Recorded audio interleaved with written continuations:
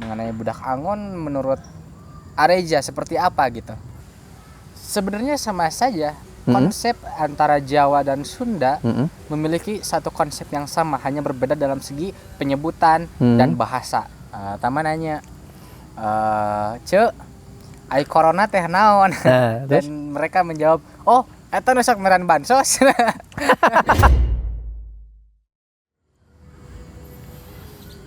Assalamualaikum warahmatullahi wabarakatuh. Sampurasun. Mugi rahayu sagung dumadi. Salam damai seluruh alam. Semapuni hawa. Alhamdulillah, syukurillah teman-teman, kita bertemu lagi ya, masih bersama Raden Tama. Ya, kita akan membahas di sini sesuatu hal yang mungkin udah sering juga Akang bahas, Tam. Malah kemarin Akang bahas part per part tuh, bagian per bagian. Gitu. Kenapa ini Akang bahas? Bukan untuk bermaksud apa ya ibaratnya. Yang pertama adalah bukan bermaksud ingin merasa lebih tahu atau menyalahkan pemahaman orang lain ataupun menunjukkan bahwa keunggulan. Enggak, karena kita manusia biasa aja. Kita memakai pakaian ini bukan berarti kita dukun paranormal. Ini kita menghormati leluhur, adat Sunda memang seperti pakaiannya. Dan kenapa ini dibahas lagi dan lagi? Karena Akang itu mungkin bisa jadi Akang salah ya, tapi Akang merasa pemahaman yang ada di luar sana itu malah semakin menjauhkan kepada kesejatian dirinya. Gitu, itu kalau menurut Akang. Nah, makanya kita bahas lagi soal budak Angon, Satria Piningit, Ratu Adil. Seperti apa pembahasannya? Kalau teman-teman masih ingin menyimak, silahkan. Kalaupun tidak, dan kalau dari sini sudah tidak suka, mending jangan ditonton. Jangan kotori hatimu, jangan rusak pikiranmu, ya. Pindah channel aja. Budak Angon, Ratu Adil, bersama Raden Tama.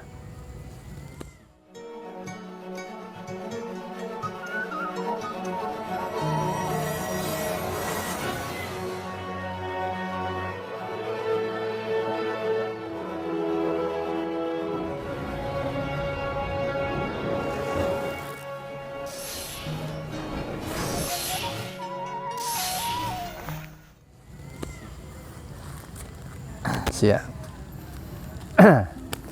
Ya, langsung aja kita bahas nih, Ta. Kita mau ngebahas lagi, karena kalau dibahas soal budak Angon, Satria Piningit, Ratu Adil, ini memang tidak akan pernah menjadi bahasan yang selesai. Dari zaman buyut kita, mungkin sampai nanti zaman buyut kita lagi, nggak akan tuntas, nggak akan beres, karena akan begitu banyak versi.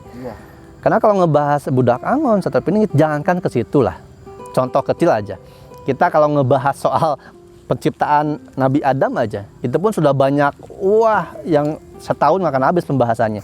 Pemahamannya juga bermacam-macam, hikmah yang kita ambil juga bisa macam-macam, gitu. Nah, yang terpenting kita fokus pada hikmah. Nah, ini yang dimaksudkan Akang, kenapa kita bahas lagi nih, budak Angon, Satria Piningit, Ratu Adil. Wah, berat. Berat ya? Bahasanya berat. Bisa ya gitu. Iya, memang harus yang berat-berat kalau ada Raden Tama nih. Tapi beberapa orang kan mengetahui mengenai budak Angon, justru Tama sendiri belum banyak mengetahui, belum banyak ya. Belum banyak. Mengetahui sih mengetahui gitu. Tapi belum banyak. Iya, belum banyak gitu. Mengenai budak Angon menurut Areja seperti apa gitu? Nah, justru kalau menurut Akang sendiri, budak Angon itu kan bukan berarti dalam satu fisik anak kecil sebenarnya anak kecil. Budak, bukan budak. Bukan budak juga. Kalau budak kan pembantu atau segala macam, bukan. Budak kan cek Sunda mah anak. Anak gitu. Nah, tapi anaknya itu bukan anak dalam lahiriah, Tam. Tapi anak dalam arti pemikiran, perasaan, dan perbuatannya. Wah. Gitu. Jadi budak itu anak-anak itu apa sifatnya, cara berpikirnya, cara berucapnya, cara merasanya, cara berbuatnya. Gimana sih kalau anak-anak tak berbuat? Ya dia makan ngikutin hawa nafsu aja, ya kan? Nggak dipikirin, pokoknya gue mau ini udah lakuin, gue mau itu lakuin. Akibatnya apa? Yang terserah gitu, ya kan? Terus apapun yang dilakukan anak kecil itu dilakukan karena ketidaktahuan, gitu. Nah, tapi anak kecil ini gitu kan ibaratnya yang dimana ketika namanya juga anak kecil, kalau kita lihat lahiriah pasti kan bertumbuh kembang menjadi dewasa. Iya, benar. Gitu.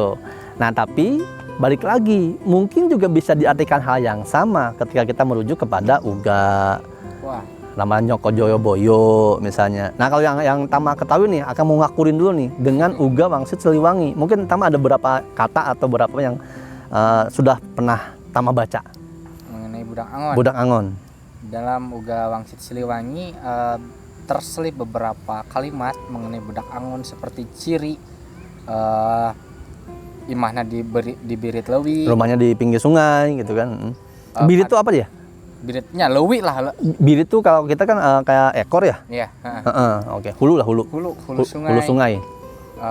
Pantona batu satangtung di hadapan ku handelem di tihangan ku hanjuang. Gitu. Mantap. Ya sepengetahuan Tama mengenai Budak Angon tersebut adalah satu orang yang berdiam dalam konsep kemasaluluan, tapi dia bisa berhadapan dengan masa kini gitu, tapi dia tidak meninggalkan masa lalunya gitu. Seperti contoh tadi ada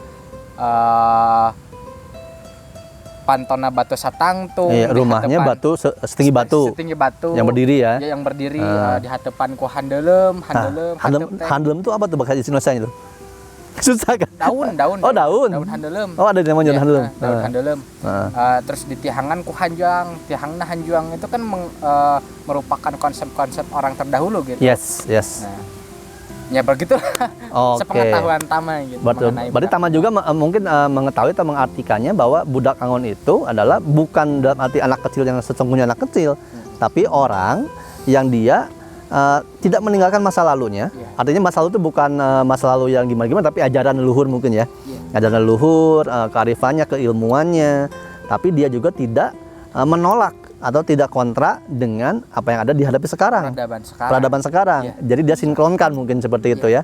Gitu. Jadi tidak menolak peradaban sekarang, tapi tidak meninggalkan peradaban masa lalu. Malah peradaban masa lalu dijadikan kekuatan mungkin untuk dia supaya bisa bersinergi. Iya. Gitu. Soalnya kan ada peribahasa dalam Sunda itu katukang ngalah salengkah, kaharep ngalah sajejeh gitu. Jadi yang ke belakang kita ambil selangkah, yang ke depan kita maju terus. Oke. Maju lebih dijadikan cerminan lah gitu. Cerminan ya? Oh gitu. Iya. Itu. Iya. Nah, karena gini Tam, jadi kalau misalnya pemahaman bahwa Budak Angon adalah orang yang seperti itu, Tama sendiri memahami itu sosok, sifat, karakter, atau apa? Sistem? Semuanya? Semuanya. Oke. Gimana tuh dijabarin semuanya? Wah, berat. Kalau sosok? Ya, yang seperti tadi disebutkan gitu. Sosok orang yang tidak melupakan masa lalunya dan bisa bergelut dengan di masa sekarang gitu. Kalau cek bahasa Sunda nama ngigeleun zaman gitu. Tapi teu kabawa sakabaka-baku zaman. Gitu. Ya. Jadi dia bisa mengikuti zaman, tapi tidak terbawa oleh zaman dan tidak juga menjadi budak zaman gitu. Ya benar. Ya tidak kan? terkapitalkan. Tidak terkapitalkan. Kalau bahasa kerennya kapital ya. Ya tidak terpengaruhi oleh sistem zaman yang ada. Gitu, tetap berpegang teguh gitu. Karena gini Tam, memang kalau yang akan pahami juga, memang itu sosok. Nah, sosok ini yang memiliki sifat-sifat seperti itu. Jadi sosoknya memang ada, tapi lebih dulu daripada sosok, sifat dan karakternya dulu. Iya. Ya kan? Gitu. Nah, kalau akan memahami Budak Angon itu adalah bisa siapa saja. Dan bisa termasuk mungkin ada yang menonton. Karena si Budak Angon ini kalau yang akan pahami adalah bukan satu, memang sosok, tapi bukan satu orang. Tidak terpaku oleh satu sosok. Nah, ketika kita terpaku oleh satu sosok, maka kita akan semakin jauh dari kesejatian. Karena kita akan nunggu, Budak Angon kapan nih datang ya? Aduh, kapan ya Satria Piningit nungguin nolongin kita ya? Ini kita rakyat udah susah nih. Ini mana nih Ratu Adil ya? Gitu. Nungguin aja gitu kan. Nah, sambil nungguin, nggak tahu kita semakin tua meninggal duluan. Nah, pengalaman yang banyak kan seperti itu tuh. Akan mengkaji, membaca dari almarhum bapak, kakek, uyut mungkin. Karena kan Budak Angon ini udah sangat luar biasa turun-temurun. Nah, kalau Akang bilang bahwa si Budak Angon itu bukanlah satu sosok, tapi bisa berbagai macam orang atau sosoknya banyak. Ya. Tama gimana? Setuju atau nggak setuju tuh? Setuju banget lah. Kenapa tuh Tam? Nggak setuju dong, biar seru nih. Karena merujuk tadi pada beberapa ciri mengenai budak Angon kan seperti tadi yang sebutkan, ada karakter, sifat, dan sosok. Nah, mengenai sosok ini kita bisa menyebut siapa saja yang sudah memiliki hati nurancage atau multi talent gitu, bisa kasagala rupa gitu, atau sudah baik lah hatina, maka dia pantas disematkan gelar sebagai budak Angon. Budak Angon. Budak Angon. Gitu. Berarti bisa siapapun, siapa aja, gitu dengan. Kan, budak Angon malah lain ngangon munding, lain ngangon be, tapi ngangon kalakai jeung tetunggul. Kalakai jeung tetunggul atau kita bisa disebutkan sebagai pena dan kertas ini kita ibaratkan sebagai ngangon mangsa atau ngangon waktu atau ngangon kala. Jadi mengembalakan waktu, mengembalakan waktu. mangsa. Justru kita harus mengembalakan waktu. Gitu. Jangan sampai kita terkapitalkan oleh waktu gitu. Benar gitu. Matak bahasana cekareun urang mah netepan teh netepkeun waktu gitu. Yes, betul. Nah, gitu. Netepan ya, sembahyang orang sana ada netepan. Oke. Iya, karena gini Tam, mungkin entah ini Akang salah atau Akang yang terlalu bodoh atau memang mungkin ilmunya juga kurang. Tapi pemahaman Akang mah ya itu dia. Kita jangan mencari keluar, jangan membaca. Jauh lah. Iya, jauh. Jangan membaca sebuah prasasti ya, uga atau apapun, dibaca secara harfiahnya. Iya, benar. Karena leluhur itu menulis bukan cuman menulis, dan arti yang ditulis bukan hanya arti itu saja, ya kan, tapi ada simbolnya, terus ada yang perlu dikaji maknanya, bahkan makna yang kontekstualnya jauh lebih dalam daripada tekstualnya. Benar. Nah, kebanyakan orang membaca tekstualnya, ya. Dan itu diyakini setelah turun-temurun, akhirnya mereka merujuk pada satu sosok orang. Benar. Itulah kenapa tadi itu hanya kita yang dikembalakan waktu. Iya, digembalakan oleh waktu. Justru kita harus mengembala waktu. Mengembala waktu gitu. Jadi budak Angon itu memang itu yang Akang percayai, yang Akang yakini. Nah, kalau kita lihat kaji bahwa di situ ada budak Angon, Satrio Piningit, lalu nantinya ada Ratu Adil. Satrio Piningit sendiri kalau yang Akang nanti lah. Dari Tama dulu nih. Yang Tama nih, yang tahu sedikit sama kayak Akang, ya. Tama aja yang masih terahnya jelas ya kan. Sedikit apalagi Akang gitu kan. Iya kan? Apa nih yang Tama kaji selama ini dari Satrio Piningit? Sebenarnya sama saja. Konsep antara Jawa dan Sunda memiliki satu konsep yang sama, hanya berbeda dalam segi penyebutan dan bahasa. Gitu. Tentang budak Angon dan Satrio Piningit sebenarnya sama-sama saja. Tentang pengembala, tentang sosok orang yang bisa memimpin dirinya atau bahkan buana atau dunia, maka ia bisa disebut Satrio Piningit atau budak Angon. Sebenarnya konsepnya sama-sama saja. Ketika kita sudah mempunyai hati nurancage atau multi talent tersebut, kita mendapatkan gelar Satrio Piningit atau budak Angon. Selanjutnya ketika kita telah mengembala atau kita setelah menjadi Satrio Piningit, kita akan menjadi sosok Ratu Adil. Gitu. Ratu bisa diibaratkan Ratu bisa diartikan sebagai pemimpin, adil bisa diartikan sebagai keadilan. Oke, berarti kalau sama-sama aja. Cuman kalau bilang tingkatan, mungkin tingkatan ya, lapisannya mungkin. Gitu. Seperti ada konsep tata salira, tata nagara, tata bawana itu kan konsep penataan. Kalau penataan diri ya, kalau konsep tata salira, tata negara, tata buana. Tapi kalau untuk konsep budak Angon, Satrio Piningit dan Ratu Adil itu sama-sama saja konsep, tapi konsep bagaimana caranya memajukan negara gitu. Oke. Memajukan negara ya. Iya, makanya tidak salah juga ketika beberapa orang mengartikan bahwa sosok Satrio Piningit ini yang akan membawa negara kepada Gemalipah Lojinawi, kemakmuran, mercusuar dunia gitu ya. Benar. Betul, karena di situ juga kepemimpinan penataan negara, gitu. Penataan negara. Lebih besar mungkin ke dunia juga ya. Wah, tapi kan sebelum ke negara dan dunia ada negara, ada naraga kan. Nah, kalau Akang mah lebih concern ke naraga dulu aja. Waduh, spiritual. Gitu. Masuk ke naraga aja. Kenapa? Karena kalau kita tidak, menurut Akang ya, tapi kalau misalnya salah, Akang Tama ini aja, bilangin aja misalnya. Enggak, Kang, gini Kang, gak apa-apa, santai. Jadi kalau Akang mah lebih ke naraga dulu, lebih ke raga diri sendiri dulu, lebih ke jagat alit dulu yang dikaji. gitu. Kalau Akang itu adalah sebuah konsep, budak angon Satria Peningit atau adalah sebuah konsep, maka konsep ini akan Akang tarik ke dalam diri Akang. Iya. Diri sendiri nih. Benar. Karena di dalam diri Akang sendiri itu harus banyak yang harus ditata. Sifat buruk, nafsu, kalau nafsu aja kan ada 7 ya kan, amarah, lawamah, malhamah, mutmainah, rodiyah, mardiyah, baru kamilah. Iya, benar. Nah kalau menurut Akang, kalau tingkatan itu nafsunya sudah dikuasai sampai kamilah, mungkin baru Ratu Adil tuh. Ya kan? Kalau baru di amarah, wah ini mah budak angon aja belum. Gitu kan? Amarah, Ngebelaka sungka. nah ngebelaka sungka, konsep. Nah, itu kan ada apa? Dasara tadi teh. Nyambung ke situ. Nah, Akang makanya ini yang Akang coba sharing kepada teman-teman, saudara sekalian Nusantara. Kalau setuju silahkan, kalau tidak apa-apa. Lebih baik menurut Akang ya, raga kita dulu aja ditata. Gitu. Kan aya nata harti, nata surti. Wah, banyak lah. Wah. Ada pancaniti teh, eta Wush, pancaniti. 5 berarti. Pancaniti, niti harti, niti surti, niti bakti. Wah, banyak lah. Kono Iya. titi.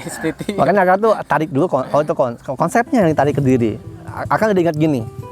Dulu waktu Rasulullah pulang perang nih bersama sahabat, perang Badar. Rasulullah pernah bilang kan bahwa sekarang kita udah pulang dari perang kecil, kita akan menghadapi perang besar. Hah? Apa itu Rasulullah? Perang besar? Emang yang tadi kita tahu itu perang kurang besar apa gitu kan? Badar ya kan? Tapi Rasulullah apa bilang? Perang paling besar adalah perang melawan diri sendiri. Nah, gitu. Jadi balik lagi ke diri aja gitu. Kalau misalnya budak angon nih, apa nih yang harus ditata diri kita? Mungkin Akang juga nih sambil ngomong kayak gini, ini sambil ngingetin di sini, lu aja belum bener, lu aja masih emosian gitu kan. Gitu kan, lu aja masih nyakitin orang kayak gitu kan. Nah, itu harus ditata tuh. Gitu. Nah, dan itu kan perjuangan yang terus-menerus ya, Tam. Jadi kalau Akang ngomong, mungkin bukan nggak percaya, nanti sosoknya akan ada yang membawa kita kepada mercusuar dunia. Bukan, ampun palalun tuh, bukan menampikan itu. Tapi kalau Akang lebih ke ambil konsep ke dalam diri dulu. Karena kalaupun Sang Ratu Adil itu suka disambungin kan, Ratu Adil Imam Mahdi suka gitu kan. Kalau Sang Ratu Adil itu ada memimpin, maka Akang sangat yakin yang dipimpin itu sesuai dengan yang memimpin. Benar. Yang bijaksana, Mahdi itu kan bijaksana. Dia pasti akan memimpin yang bijaksana juga. Benar. Karena kalau yang dipimpinnya belum bijaksana, belum menempa diri, belum menata raga dan dirinya sendiri, maka setiap kebijakan yang dikeluarkan oleh si Sang Ratu Adil ini, yang penata negara maupun dunia, itu akan berlawanan. Benar. Gitu. Nah, kalau misalnya kita, ini mudah simpelnya ya, Akang mah gitu ngambilnya, kayak tadi nafsu. Kalau kita udah bisa menguasai 7 nafsu itu, masuk ke kamilah apalagi, itu kan larangan Nabi dan para wali kamilah mah. Ya minimal kita mah mutmainah aja lah. Minimal lah ya. Kita aja susah gitu kan. Gitu. Kalau kita bahas lagi ke dalam unsur baik lagi ke diri sih kalau mah mendingan ya. Iya, benar. Gitu kan, nafsu amarah aja belum beres gitu kan. Amarah belum beres, belum yang lain-lainnya gitu. Nah, tapi kalau itu berarti Tamat nggak setuju dong Tam, biar seru nih debatnya Tam. Tapi emang gitu ya, kalau kita kalau emang nggak setuju setuju ya. Iya, benar. Iya. Emang konsepnya gitu. Jadi Tamat juga setuju ya. Kalau memang itu konsepnya adalah sifat, karakter, ada sebuah tingkatan level juga ya. Benar. Konsep lah kalau kita Konsep. ngayakeun ieu nama gitu. Merupakan sebuah konsep. Udah weh. Udah, titik lah itu ya. Gitu. Mau diterima atau tidak konsepnya ya mangga. Silahkan. Benar. Tapi konsepnya kan banyak, ada konsep seperti tadi penataan diri, penataan negara dan lain sebagainya gitu. Banyak lah kita sebut banyak. Nah, karena kalau Akang mah kan ini biar agak santai sambil ngopi. Kalau Akang lebih ke nata diri dulu aja. Karena diri aja belum tertata, memimpin diri aja belum benar. Gitu, jauh-jauh untuk jangan dulu negara lah, keluarga aja. Ya Allah, ya kan? Karena kalau kita belum beres dengan diri kita, ya kita nggak akan bisa juga ibaratnya membereskan apa yang di luar diri kita. Benar. Gitu. Jadi kalau Akang jangan berusaha ingin membereskan apa yang di luar diri, sementara di dalam diri kita tinggalkan dan kita nggak pelihara. Benar. Nantinya ujungnya bukan kita mengembalakan zaman, kita dikembalakan zaman. Zaman berubah, kita akan berubah juga. Kayak pandemi makin menghimpit, kita akan semakin sulit, stres dan lain sebagainya. Nah, kita udah dikembalakan tuh sama zaman. Gitu kan. Tapi kalau bagi orang-orang yang memang kayak tadi tuh mengembalakan zaman, ya lari aja. Ya kan? ke kampung-kampung adat nggak terpengaruh, santuy ya kan, nggak ada tuh. Satu hal yang membuat Tama sadar, bukan sadar sih, ketika Tama nanya gitu kan ke orang-orang Kasepuhan kemarin waktu Tama di Kasepuhan.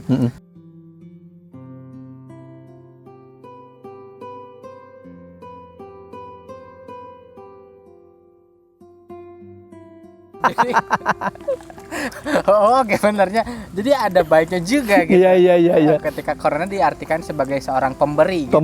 Pemberi. Bahkan Tama justru mikir di lain hari justru nanti corona ini akan dijadikan sebagai pahlawan, pemberi. Gitu. Bisa jadi dia akan buat patungnya ya. Corona si pemberi. Si pemberi. Bener kan? Iya. Bagus tuh positif kayak gitu kan. Jadi orang-orang ya itulah balik lagi kalau kita bisa mengembalakan zaman, maka yang dianggap orang lain pandemi yang sangat menakutkan malah dianggap jadi pemberi bansos gitu. Baik. Sesimpel itu dan baik gitu kan. Baik konotasinya. Luar biasa. Gitu. Jadi mau ini mumpung Akang juga lagi makan jeruk manis nih ya kan. Jadi kepikiran mau kita manis, mau kita pahit itu tergantung kita sendiri. Benar. Cara merasakannya, cara mengolah pikirannya, cara menghadapi keadaan zaman. Kayak kalau ngebahas Budak Angon 1,25 panjang lah, banyak lah. Wah, nggak akan beres. Jangankan sejam 2 jam, mungkin seumur hidup Akang juga nggak akan beres. Iya. Tapi mudah-mudahan atau semoga lah ya. Kalau mudah-mudahan mah hasilnya kapan-kapan gitu kan. Tidak akan ada hasil. Tidak akan ada hasil. Karena hasilnya adalah seperti Iya.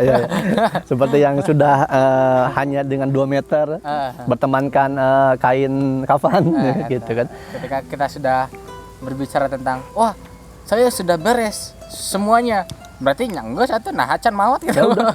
Kalau kamu udah beres ya udah berarti kamu udah innalillahi gitu kan. Innalillahi. Ya udah tenang. Kalau tenang ya. Kita juga nggak tahu. Tenang, insya Allah kita doakan semoga tenang yang di sini semuanya juga ya. Yang pasti semoga apa yang kita sampaikan ada manfaatnya. Walaupun ngobrolnya ngalir gitu, emang gini orang Sunda mah gitu lah ya. Gitu, jadi santai. Tapi ini obrolan tidak akan pernah ada akhirnya. Mungkin nanti akan kita bahas lagi dengan mungkin ranah yang berbeda. Mungkin bisa tulis di komen nih, bahas dalam aspek apanya atau sisi apanya. Ya, karena kalau di dalam kesistemannya sendiri konsepnya, maka kita harus membereskan sendiri diri kita dulu. Nah, diri aja kalau beresnya belum tentu belum tahu beresnya. Kalau udah beres tadi itu udah meninggal. Bahkan yang meninggal pun banyak yang belum beres loh. Gitu. Itulah kenapa jadi jiwa yang gentayangan, marakayangan karena belum beres. Nah, semoga kalaupun nanti kita tidak bertemu dengan Sang Ratu Adil yang digadang-gadang atau yang disosokkan untuk menyelamatkan negara, membawa kita kepada kemakmuran, maka minimal kita bereskan dulu diri kita. Karena itu juga kan yang disebutkan bahwa jagalah dirimu dan keluargamu dari api neraka. Jadi kita beresin dulu diri kita, kelola dulu sebaik mungkin sehingga nanti kita meninggal nggak marakayangan lah minimalnya, gitu, nggak gentayangan. Matak jampena kan karuhun mah ngahiji jeung maha suci nya Gusti Robol Ijati. Jadi ketika konsep ketika kita sudah wafat atau meninggal ya kita harus bersatu lagi dengan sang sejati. Iya. Gitu. Bukan malah nyangkut di pohon, gitu. Bukannya malah ada di jalan, ya, gitu. Di bangunan, bukan. Berarti itu nggak menyatu dengan sang sejati. Benar. Ya, kalau misalnya kita bisa sambungkan dengan yang menyatu dengan sang sejati bahwa sesungguhnya manusia yang sudah mencapai kepada konsep Ratu Adil atau Imam Mahdi, berarti dia manusia yang sudah beres dan dia akan bertemu dan bersatu lagi dengan sang sejati. Iya. Itu mungkin untuk sementara pembahasan kita di konten kali ini. Kalau teman-teman susah mungkin mencari maknanya apa nih, kemana nih arahnya gitu kan, itu aja ya. Itu mungkin yang bisa digarisbawahi. Semoga ada manfaatnya, salah kurang saya mohon maaf. Murni manusia dan jangan dipercaya ini sebuah kebenaran. Hanya sebuah obrolan di tengah kuburan sore hari sambil makan jeruk. Nungguan sarupna. Ya. Kalau kata orang dulu jangan apa? Tong ulin ke magrib sadupna kayak bisa sande kala. Sande kala. Sande aman eta makan Sandekala cekarhun mah. Abi mah mempunyai bahasa khusus. Apa tuh? Nyarandekala. Nyarandekala. Bukan nyandekala. Bukan nyandekala. Tapi nyarandekala. Nyarande. Jadi bersandar kepada iya, waktu. pada waktu. Gitu. Siap. Ya lah, kita nanti ketemu lagi insya Allah dengan pembahasan yang berbeda atau mungkin bisa dengan tambah lagi atau tidak ya. Ada satu lagi yang kurang. Apa tuh? Kang Punta. Malah ada tetangan. Kan dia sia. Punta yang nonton ini kita nungguin Punta supaya pembahasan lebih luas dan lebar. Wah, sama dia mah Mantap lah ya. Tapi emang belum waktunya. Belum. Can wayah nanya. Sanwaya. Wilayah emang saya. Wilayah sudah Wayah ada. Kan itu Wancina Mustari ninggang mangsa nu sampurna gitu. Nah, orang Sunda boga eta hungkul gitu. Kabeh oge kudu dihitung gitu. Perhitungan anak. Aya perhitungan. Nah, iya. Paling tangan. Waduh, reka itu reka luar imah poe naon rek nangan rezeki. Aya gitu kan. Wah. Turun ya. Sasih kalau dalam tradisi Sunda menuju bulan Mulud atau Maulid Nabi turunnya jampe pamake. Terus obrolan-obrolan yang jero atau berisi bergizi gitu ya. Pasti akan dibahas gitu. Wah, tapi insyaallah nanti ya pelan-pelan aja. Privasi we. Privasi. Duaan. Oke, siap. Gitu. Empat mata ya. Empat mata. Iya, siap-siap lah ya. Yang pasti yang obrolan untuk yang budak Angon, sudah pendengar Ratu Adil, konten ini cukup kan? Itu adalah sebuah konsep yang tadi saya sampaikan. Ketika konsep itu sudah kita lewati semua, maka kita akan budak Angon, Satu Peningit, Ratu Adil, Imam Mahdi. Kalau kita sudah menapaki itu semua, itulah konsep manusia, progres manusia. Di mana progres itu dalam proses udah menundukkan 7 hawa nafsu, udah menundukkan juga 7 alamnya, udah menunjukkan juga segala apa yang harus dia tundukkan, dan ketika dia meninggal sudah bersatu dengan yang maha suci tadi. Ya, gitu. Itu saja. Jika bisa diambil, terima kasih. Jika salah, mohon dimaafkan. Tetap jaga hati, jika pikir jaga rasa, dan jangan takut. Raden Tama, Raja Rahasia. Wassalamualaikum warahmatullahi wabarakatuh. Salam damai seluruh alam. Saya maupun di awal. Jeruk kan, Tam? Mangga. Bener ini mah keur turun sampai pamake.